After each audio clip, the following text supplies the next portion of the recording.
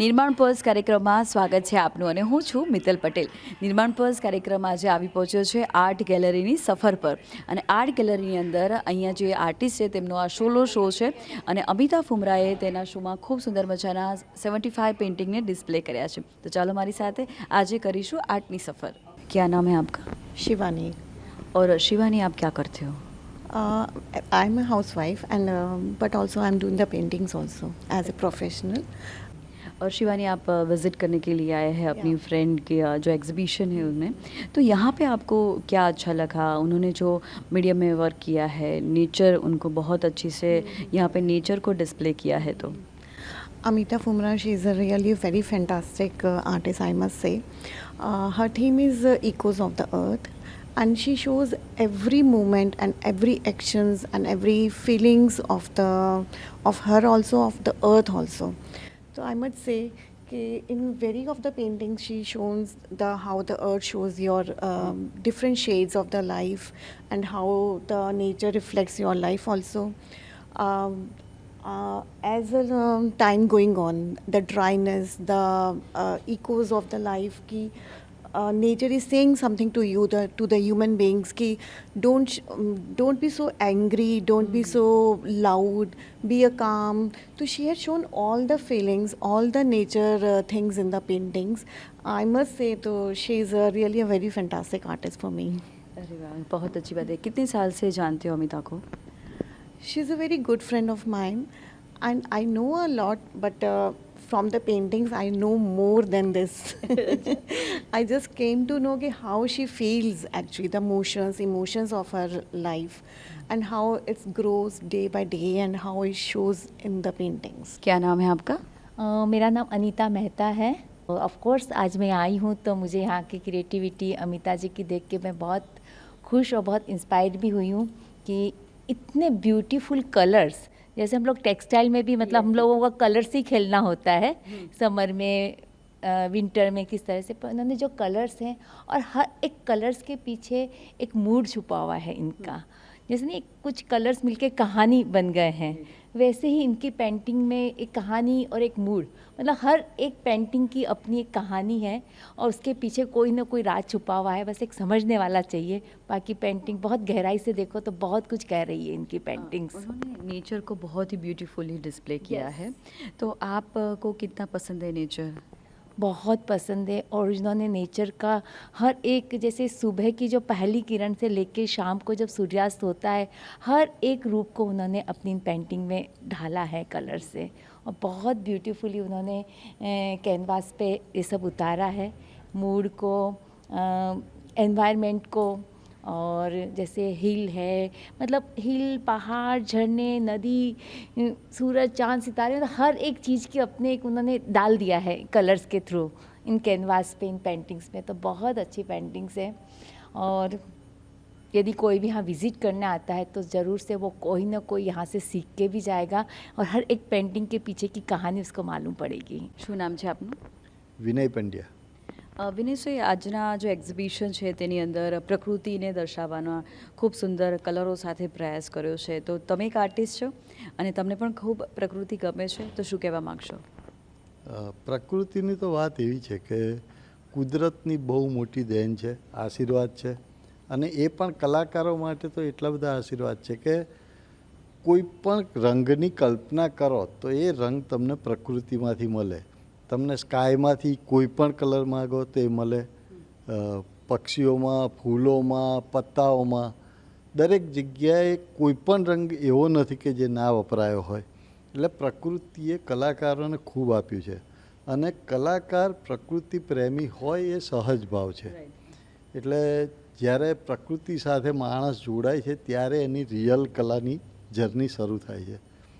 એટલે જ્યારે અમિતાબેને આ જે ચિત્રો અહીંયા આગળ મૂક્યા છે ગુફાની અંદર, તો જે પ્રકૃતિ સાથેના ચિત્રો છે એમાં એટલા સુંદર, તાજા અને વિવિધ રંગોમાં એમણે કામ કરેલું છે. તમને અહીંયા આગળ ઘણા બધા રંગોની વિવિધતા જોવા મળે છે. એક અલગ જ પ્રકારની સ્ટ્રોક અને એની ટેક્સચરની પણ એક મજા જોવા મળે છે અને ખૂબ સારું કામ છે. So I'll take you to walk through with different artworks. These artworks represent, it's a visual journey of different elements. So their first painting represents all the elements. Then there is earth, water, fire, represented by yellow, orange, and ochre colors. There are seascapes, and this seascape can be of anywhere. You can just imagine. You know, water is flowing. It has different secrets inside it. क्या नाम है आपका? मेरा नाम अमिता फुमरा है. और अमिता जी, आपका ये एग्जीबिशन है, तो एग्जीबिशन का नाम क्या है? इस एग्जीबिशन का नाम है Echoes of the Earth. It's nature related. The echoes मतलब हम इतना सब कुछ देखते हैं, उसके रिफ्लेक्शन, इम्प्रेशंस हमारे दिमाग में रह जाते हैं, और ये आर्ट के फॉर्म में, कलर्स के फॉर्म में यहाँ पर मैंने मेरे Display आर्ट वर्क्स किए हैं। डिस्प्ले किए हैं. क्या बात है। तो यहाँ पे कितने पेंटिंग आपने डिस्प्ले किए हैं? यहाँ पे करीब 70 प्लस पेंटिंग्स हैं. अलग अलग मीडियम में है. एक्रिलिक मीडियम में कैनवासेस हैं, फिर एक्रिलिक एंड वाटर कलर में पेपर के ऊपर भी है. कुछ छोटी छोटी भी बनाई हैं सेट्स, लेकिन उनमें भी हर पेंटिंग के पीछे कुछ ना कुछ स्टोरी है. तो ये सोलो शो है आपका, जी. तो कितने शो किए हैं आपने? In fact this is a celebration time for me, अच्छा। क्योंकि फर्स्ट सोलो शो मैंने 1996 में किया था, तो आई complete 30 years of my first solo show. Okay. फिर मैंने दूसरा सोलो शो 2019 में किया था, यहीं पे गुफा में ही. और ये तीसरा सोलो शो है. ग्रुप शोज़ तो मैंने बहुत कर लिए हैं. आई थिंक 50 प्लस तो हो गए हैं. अलग अलग स्टेट्स में किए हैं. मुंबई, न्यू दिल्ली. मुंबई में 3-4 कर लिए हैं. दिल्ली में भी 2-3 हो गए हैं. फिर हैदराबाद, देन राजस्थान में भी उदयपुर, जयपुर, भीलवाड़ा, बड़ौदा, क्या बात है। और अहमदाबाद में तो बहुत ग्रुप शोज़ चलते ही रहते हैं. तो ये कितने साल की सफ़र है आपकी? इसमें काफ़ी कुछ, क्योंकि जब मैंने टाइटल डिसाइड किया एकोस ऑफ द अर्थ, तो उस टाइटल के ऊपर बेस होके मैंने कुछ 3-4 पेंटिंग्स अलग से ही बनाई कि वो सब एलिमेंट्स ऑफ नेचर को एक्सप्लेन कर सके. और कुछ वाटर कलर वर्क मेरा पहले का भी है, मिक्स मीडिया भी पहले का है, और कुछ एकदम नया है काफ़ी. तो 3-4 साल का तो आप बोल ही सकते हैं. और आपकी आर्ट की सफ़र कितने साल पुरानी है? 30 साल से ज़्यादा है. 30 साल से ज़्यादा. और इतने एग्जीबिशन कर दिए आपने, इतने सोलो शो कर दिए हैं, तो यहाँ पे आपने जो पेंटिंग डिस्प्ले किए हैं, तो कौन कौन से मीडियम में आपने काम किया है? और कलर तो बहुत ही ब्यूटीफुल पसंद किया है आपने. मैं थोड़ा कोई डल सा भी लैंडस्केप देख लेती हूँ, तो उसको मैं थोड़ा स्टाइलाइज वर्जन में या ग्लैमर वर्जन में उसको प्रेजेंट करती हूँ. और मुझे कलर्स बहुत अच्छे लगते हैं. पिंक, मूव वगैरह सब, मतलब सनसेट वगैरह का ऑरेंज कलर वगैरह फॉल करना, तो वो मुझे पेंटिंग्स में दर्शाना अच्छा लगता है. और वैसे भी नेचर लवर हूँ. जहाँ पे भी जाती हूँ चलती गाड़ी में भी फ़ोटोज़ खींचती रहती हूँ. अच्छा। कौन सा पेड़, कौन सा नाला, कौन सा पत्थर, कौन से लैंडस्केप में आएगा मुझे नहीं पता. क्या बात है। तो यहाँ पे मैंने डिफरेंट मीडियम्स लिए हैं. कैनवास पे एक्रेलिक है, पेपर पे भी एक्रेलिक है, मिक्स मीडिया भी है. कुछ मैंने एक्सपेरिमेंट सॉफ्ट पेस्टल से भी किया है, जो ओल्ड चार्म, मतलब पुराने मास्टर्स का वर्क जैसा थोड़ा दिखता है. आई मीन सबड्यूस्ड है. तो इसमें मैंने सब एलिमेंट्स बताए हैं. और यहाँ पे आपने जो पेंटिंग डिस्प्ले की है, उसमें बहुत अच्छे से फ्लावर को भी प्रेजेंट किया है. नेचर को आपने बहुत ही ब्यूटीफुली अपने वे में, जो नेचर एंजॉय करता है अपने आप में, वो भी बहुत ही ब्यूटीफुल दर्शाया है. तो आपने बताया कि आप कहीं भी जाते हो तो फ़ोटो क्लिक कर लेते हो, तो कितने फ़ोटो क्लिक किए हैं आपने? हर जगह के अलग अलग फ़ोटोज़ हैं, लेकिन क्या होता है, मैं फ़ोटो को फॉलो नहीं करती हूँ, उसका आइडिया फॉलो करती हूँ. And then I develop my own landscapes.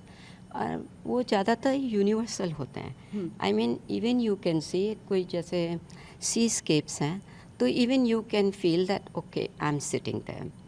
I mean it can be of Mumbai, it can be of Goa, और it can be of California. It's a seascape, and I don't name it, but it has a universal feel. So मेरा phone भर जाता है काफ़ी photos से. और बहुत ही अच्छा यहाँ पे आपका एग्जीबिशन है, मुझे बहुत पसंद आया। आपने जो कलर दिखाए हैं बहुत ही अच्छे से पसंद किए हैं। तो आपने बताया कि 30 साल की आपकी ये सफ़र है, तो अभी ये सफ़र कहाँ जा रही है? मुझे नहीं मालूम, क्योंकि जब तक मुझे अच्छा लगता रहेगा, मुझे खुशी मिलती रहेगी, मैं पेंट करती रहूँगी. So it's for my own happiness, my own satisfaction. कोई पेंटिंग से मैं हैप्पी नहीं होती हूँ, तो I try to redo also, but I have to be happy with it first, then I am ready to display. बहुत ही अच्छा। अपने लिए भी इंसान को बहुत कुछ करना है, लेकिन हम जब अपने लाइफ को छोड़ देते हैं, दूसरों की लाइफ जीने लगते हैं, तभी बहुत दिक्कत आती है जीवन में। तो आर्टिस्ट से जब भी मिलते हैं तो उनके जीवन में से बहुत कुछ सीखने को मिलता है, उनकी जर्नी से बहुत कुछ सीखने को मिलता है, वो हमें इंस्पायर भी करता है। आपने बताया कि आप कहीं भी जाते हो, पिक्चर्स क्लिक करते हो, तो यहाँ पे सनसेट का भी है और सनराइज़ का बहुत ही अच्छे से ब्यूटीफुली आपने प्रेजेंट किए हैं।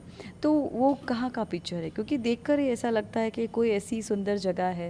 ये जो अभी हम पीछे खड़े हैं, ये लेह लद्दाख से इंस्पायर्ड है.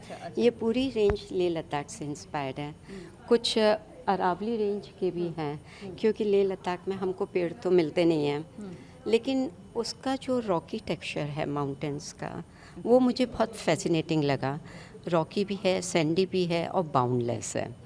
सो मुझे ऐसा लगता है, I want to be boundless in my creativity and the strength. I want to be strong. I know I'm on the wrong side of my age, but I want to keep working. तो यहाँ पे बहुत ही अच्छे से painting display किए हैं, उनके बारे में भी हम जानते हैं। क्या नाम है आपका? प्रिया। और प्रिया, आप क्या करते हो? मैं आर्ट क्यूरेटर हूँ, ऑथर हूँ, आर्ट फेस्टिवल्स और आर्ट शोज़ क्यूरेट करती हूँ, उन पे लिखती हूँ. I started as a journalist with Times of India and now a full-time art curator and art writer since last 12 years. So तो बहुत ही एक्सपीरियंस है आपके पास। तो आप विज़िट कर रहे हो आज गैलरी में, तो आपको यहाँ पे क्या अच्छा लगा? See, Amita ji is a senior artist. I've kept visiting her shows since she started putting up her exhibitions. In this, she's always come up with a new theme, and that is very interesting. First theme I saw was Ajanta Ellora. Then she also came up with the flower theme. Now this time it is all landscapes and use of nature. So she's experimented with fire, mountain, air, all the elements, of the nature. But what I like about her work is the texture and the surreal and the impressionist feeling that she mixes in the canvas. And you can see that, her water isn't still. It's constantly moving. And once you go towards the progress across the show, आप देख सकते हो कि उन्होंने जहाँ जहाँ journey किया है, आप भी जैसे वहाँ जर्नी कर रहे हो. सो पूरी आपको एक पर्सपेक्टिव देता है कि वो एज एन आर्टिस्ट कैसे सोचते हैं और वो अपने व्यूअर के पास पहुँचता है. That shows it's a kind of communication which takes place. तो वो कम्युनिकेशन तभी होता है जब you are very rooted in your practice and you very rooted in your strokes. तो जो आप फील करते हो, आपने जो जगत देखी है, वो ही व्यूअर फील करेगा. और वो एक्सटेसी जो कम्युनिकेट होती है, ट्रांसफ़र होती है, that is the point that I feel that very nice. And I wish her all the best to continue the practice and keep experimenting further. और मैम, आप अपने हैप्पीनेस के लिए क्या क्या करते हो? मेरी हैप्पीनेस ये है कि मैं आर्ट को अप्रिशिएट करूँ, प्रमोट करूँ, उसके लिए लिखूँ, उसके लिए ज़्यादा पढ़ूँ. सो knowing art more is my passion. क्या बात है. टाइम अपने लिए कब टाइम निकालते हो अपने हैप्पीनेस के लिए? वो तो आपने किया कि आप No, my profession, I started as a journalist, I told you. उसमें मेरे को I had to report in various beats that my organization allotted. But then one fine day in 2012, when I was doing my art project with Isha, my daughter, I realized that this is my profession, it's giving me pleasure. Okay. And it is giving me knowledge both. So I then focused on that. So I do my profession for my pleasure. किस प्रकार की books लिखते हो? मेरी ऐसे अलग अलग book आई हैं, about 15 publications that have come up on my name. उसमें एंथ्रोपोलॉजी है, फिर कल्चर पे लिखा है, देन पेंटिंग्स पे लिखा है of course, about 12 catalogues that I have done. And when I write about the artist, sometimes the artist comes back to me saying that you know exactly यही feel कर रहे थे, पर हमने स्ट्रोक्स में बोला और आपने वर्ड्स में बोला.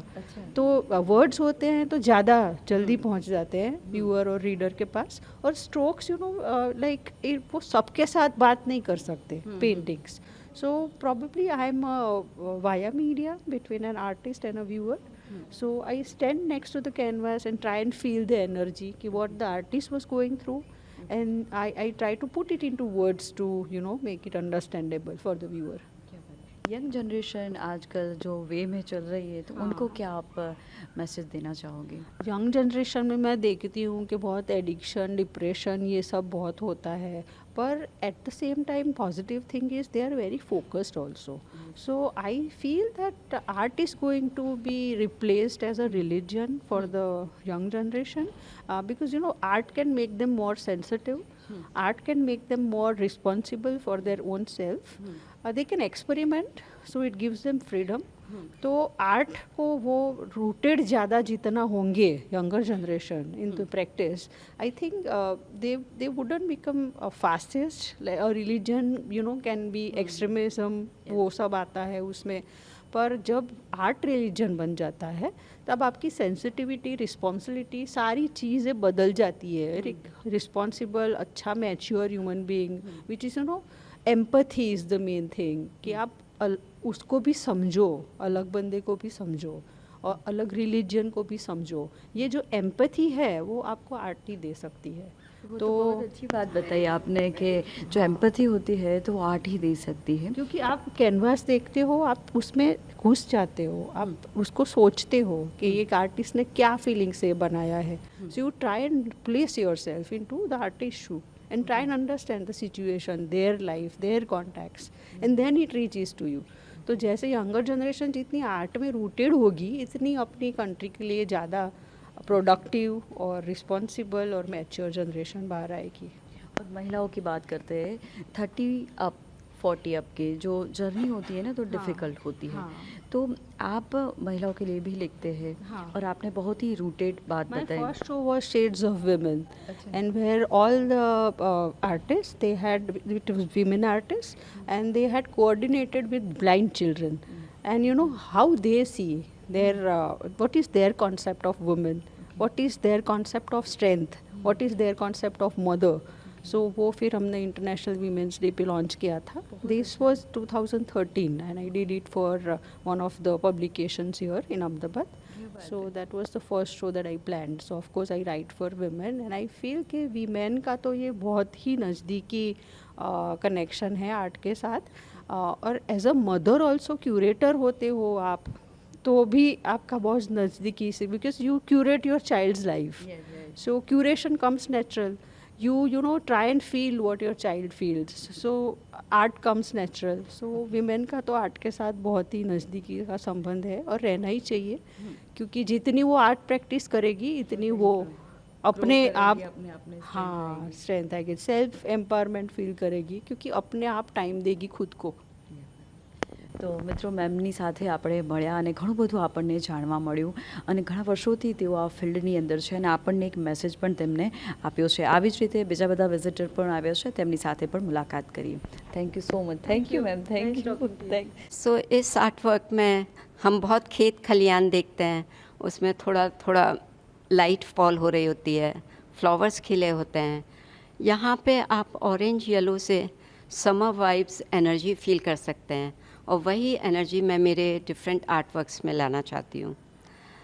यहाँ पे मैंने कलरफुल लैंडस्केप्स बनाए हैं जो कि अलग अलग चीज़ों को दर्शाते हैं. यहाँ पे जैसे फार ऑफ सिटी है, लैंड है, पेड़ हैं, और यहाँ पे कलरफुल नेचर को मैंने एकदम कलरफुल वे में बताया है.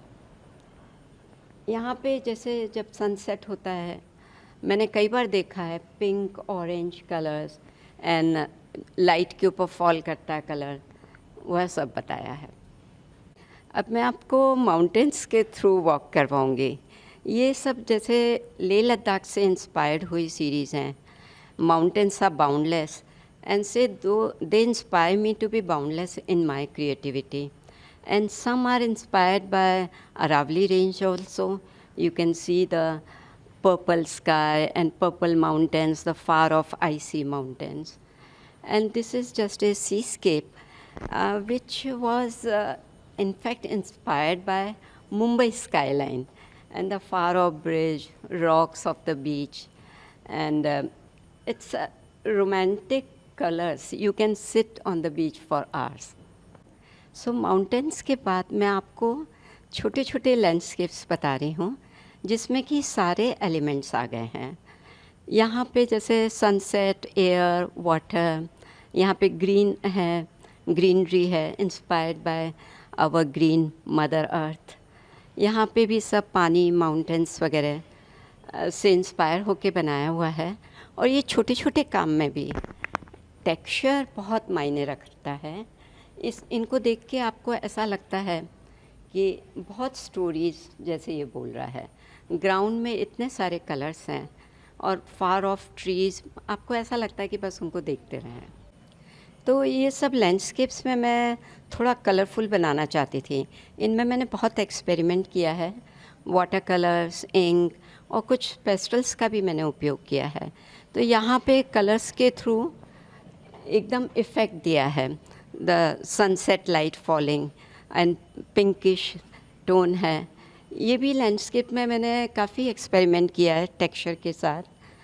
और यहाँ पे मैंने कुछ मिक्स मीडिया में बनाए हैं. ये छोटे छोटे लैंडस्केप्स हैं but they tell you many stories.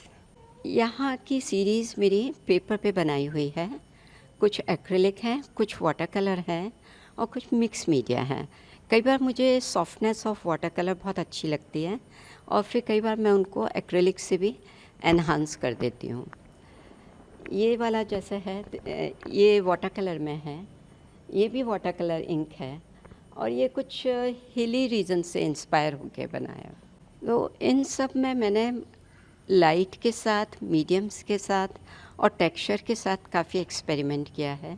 जैसे इस पेंटिंग में काफ़ी मिक्स मीडिया मैंने यूज़ किया है इसकी सॉफ्टनेस मेंटेन करने के लिए.